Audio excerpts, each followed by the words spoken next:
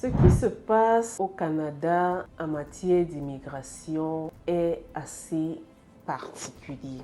Aujourd'hui, nous allons parler d'un sujet très sensible qu'est celui de l'asile. Beaucoup de personnes se plaignent de voir que certains demandeurs d'asile ont beaucoup d'avantages, ont accès à certains avantages sociaux que même les Canadiens et résidents permanents qui payent les impôts, qui contribuent au développement de ce pays n'ont pas accès.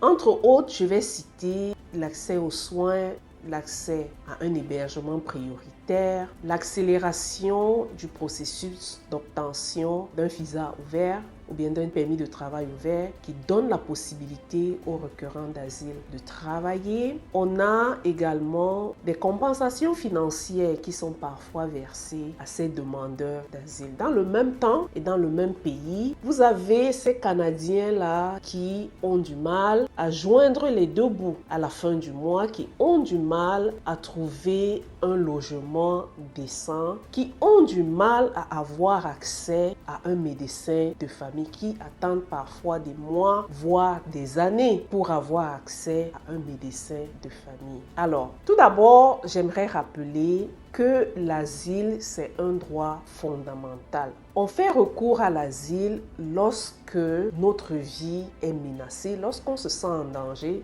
dans son pays d'origine pour des raisons plus ou moins diverses. Ça peut être parce qu'il y a la guerre dans son pays d'origine, ça peut être pour son appartenance à une religion, ça peut être à cause de ses positions politiques et bien d'autres raisons encore. Mais cependant, ici au Canada, on a constaté une explosion du nombre des requérants d'asile entre 2023 et 2025. Pour vous donner un certain ordre d'idée, avant la pandémie, nous avions des demandes d'asile naturellement qui étaient de l'ordre de moins de 60 000. Parce que juste après la pandémie, on a vu ces chiffres situés. Bien évidemment, ces chiffres descendent, bien évidemment, à cause du confinement. Mais juste après la pandémie, le nombre de demandes d'asile se situait entre 60 et 65 000. Mais entre 2023 et 2025, le nombre de demandeurs d'asile a quasiment explosé. Nous avons vu ce nombre quasiment multiplié par 3. Alors, est-ce qu'il faudrait resserrer le processus de demande d'asile au Canada? Pensez-vous qu'un demandeur d'asile devrait avoir accès à tous ces avantages sociaux que même les citoyens, les résidents et tous ceux qui payent des impôts ici au Canada parfois n'ont pas le privilège d'avoir? Ça, c'est la question que je me pose et que je pose aux abonnés. Autre chose, qu'est-ce qui explique ce nombre astronomique de demandes d'asile ici au Canada? Pourquoi est-ce que la machine est grippée? C'est toute cette grogne-là qui a conduit au projet de loi C2 qui va réformer le système de demande d'asile ici au Canada et aussi désengorger de nombreux tribunaux et accélérer les procédures de demande d'asile ici au Canada. Alors, dans cette vidéo, il s'agit de brosser quelques raisons qui ont poussé le gouvernement canadien à prendre le taureau par les cornes et à décider de réformer le système de demande d'asile au Canada. Et qu'est-ce que ça signifie pour ceux qui sont en attente d'une décision? Alors, je vous invite à rester jusqu'à la fin de ma vidéo et je suis sûre que vous allez certainement apprendre quelque chose. Alors, bienvenue sur ma chaîne, bienvenue sur la chaîne Welcome to Canada What Next. Pourquoi est-ce que le gouvernement canadien a décidé de mettre sur pied une proposition de loi pour resserrer les modalités de demande d'asile au Canada? Première chose, le nombre astronomique de demandes d'asile. Le gouvernement est débordé par toutes ces demandes d'asile qui sont justifiées ou injustifiées, qui submergent, je dirais, le système en fait. Deuxième chose, la pression sur les infrastructures. Les logements sont pleins. Financièrement, on n'arrive plus à suivre parce que il y a, si vous avez suivi l'actualité ces derniers temps, beaucoup de provinces se sont renvoyées la balle lorsqu'il fallait transférer certains demandeurs d'asile d'une province à une autre parce que tout ça nécessite de la logistique, tout ça nécessite des fonds et les provinces et les municipalités étaient à court d'argent. Ce qui crée le plus de malaise, hormis cette pression sur les infrastructures, cette pression sur les logements, cette pression sur le système de santé, c'est également les avantages auxquels ont droit ces demandeurs d'asile.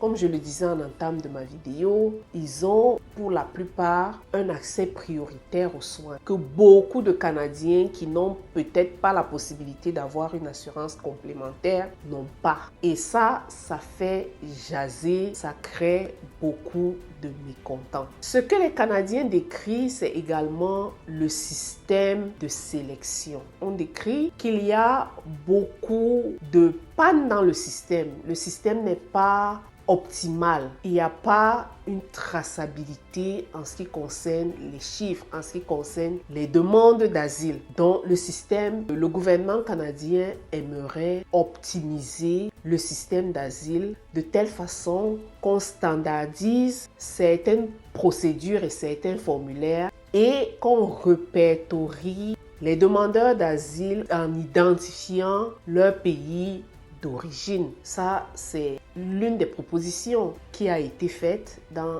le projet de loi C2.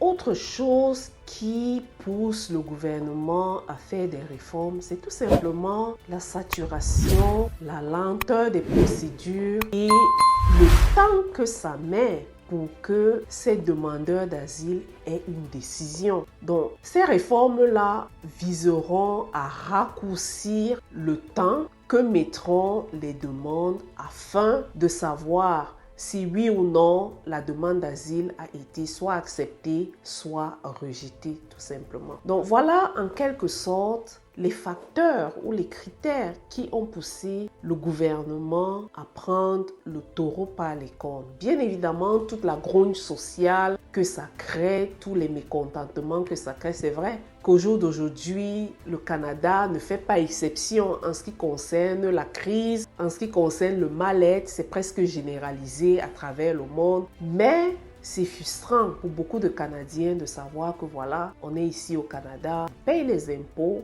mais on n'a pas certains privilèges qu'ont certaines personnes, à tort ou à raison, je ne sais pas à moi de juger, qui viennent au Canada et qui reçoivent tous ces avantages sociaux-là. Ça crée beaucoup de bruit, ça crée beaucoup de mécontentement. Autre chose que j'ai oublié d'ajouter, c'est bien évidemment les vérifications, parce que ce qu'il en découle aussi des travaux de la commission qui a été mise en place, c'est que beaucoup de demandes d'asile sont en quelque sorte de fausses demandes d'asile. Donc, il y a beaucoup de personnes, on dit par exemple que 90% de demandes d'asile ne sont pas justifiées. Donc, ça veut dire ce que ça veut dire. Le gouvernement est tout simplement en train de revisser les procédures et s'assurer que n'obtiendront l'asile que ceux qui véritablement en ont besoin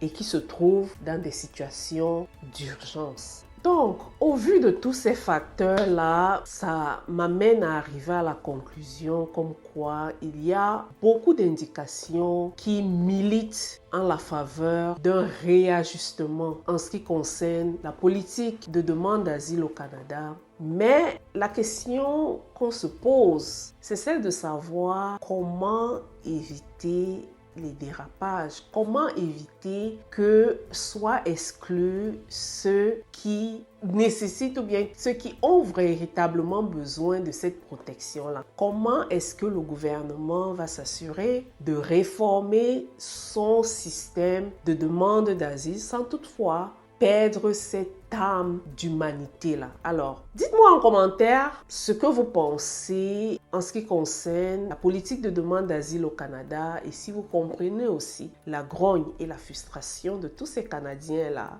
Et si vous aussi, vous partagez l'avis selon lequel, oui, il faut faire des réformes, mais il ne faut pas perdre de vue cette âme humanitaire qu'a toujours eu le Canada. Alors, je vous remercie beaucoup et je vous retrouve sur une prochaine vidéo. Surtout, n'oubliez pas de liker, de partager et dites-moi en commentaire ce que vous pensez. Je vous retrouve sur une prochaine vidéo. À bientôt. Bye.